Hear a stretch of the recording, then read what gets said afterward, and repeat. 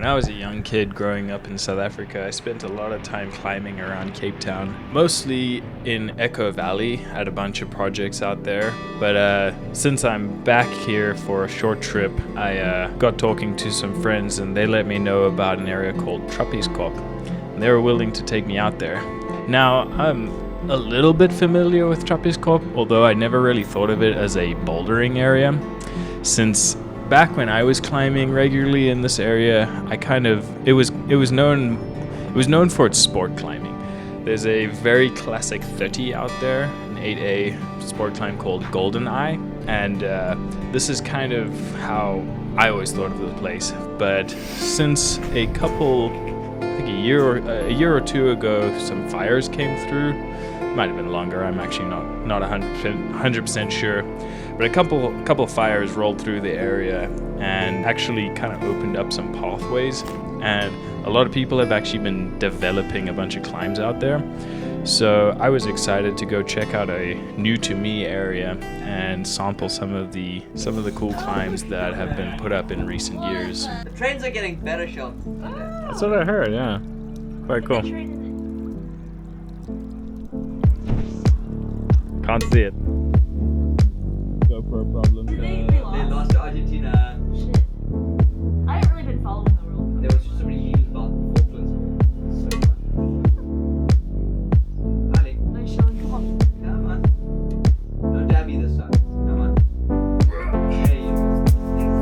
Come on, come on.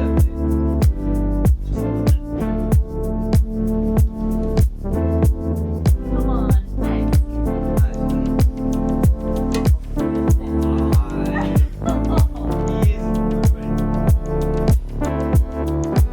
Seven C.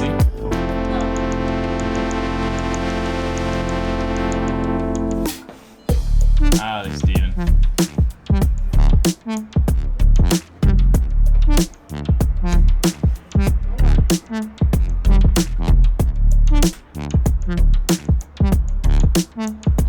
Nice. Solid.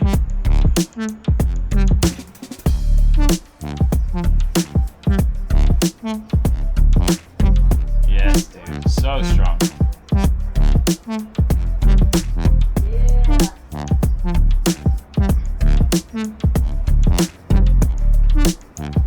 Yes, dude. Easy.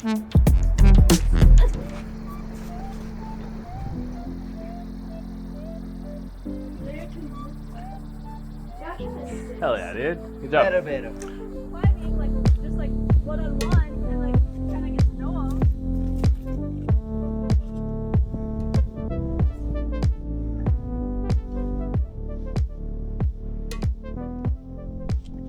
Now, I knew I wasn't in the greatest climbing shape, even though I had just gotten back from Rocklands and had a pretty successful Rocklands trip.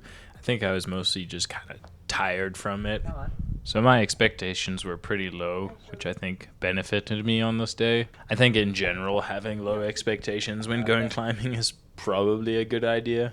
We managed to do a couple moderate climbs, but I had heard about a climb called Zeus, which is an 8A or a V11 dyno. Basically a one move wonder, good holds to a large jug. Problem with this boulder is it is slightly higher than you'd want a dyno to be. So essentially a high bowl dyno. And everyone who I talked to mentioned needing many pads for it.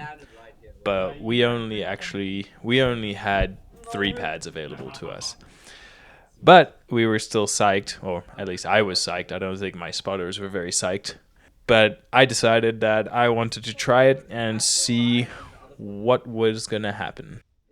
Once we were set up with the pads, I decided to do just kind of a test jump going at about 50%, just to kind of feel out the landing a little bit. And when that went relatively well, I decided next would be to try and give a full-blown attempt, go about as hard as I can, and see if I can catch this dyno, at least feel the jug a little bit. We'll cut that from the. And in doing so, I touched the jug, held the jug for maybe a split second, and lost the jug, and wound up face planting on the pads Fortunately, I landed on the pads.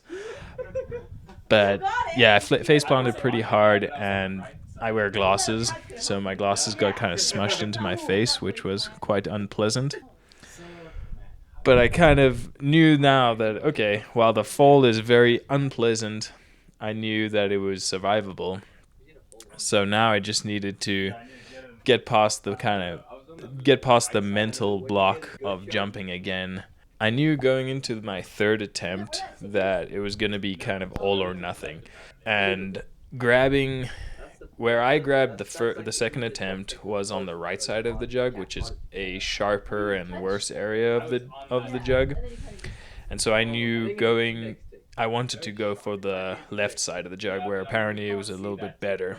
And so I just decided to kind of get right back on it and give it a good 100% attempt and shoot for that left side of the hold. Don't go to the shit all the Okay, let's go. Come on. Yeah, go, go, go. Nice shot. If you let go, the thumb will swing out of your head. Okay, nice shot to neck rails, good. Hella good. And then speed up and then go to the neck rail. Nice shot. I swear, like, Yeah, yeah, I was yeah, you I was about to die. It's like, I was about to die there, okay? Holy shit! Let's go, shot. nice. Yeah. He risked his life for you. Oh. Oh my god. That is a high consequence boulder. Well, only if you do it with 3 fucking pads. Sounds like even doing with lots of pads is kind of a high consequence. Probably. Yeah. I love that it's like a straight up solo finish. That is a cool.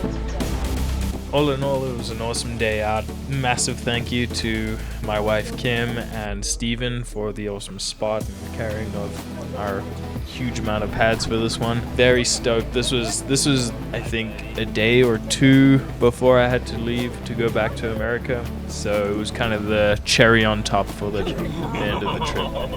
I couldn't have asked for a better day out in the mountains I grew up in. And a big thank you to everyone who's watched this far. I really appreciate it.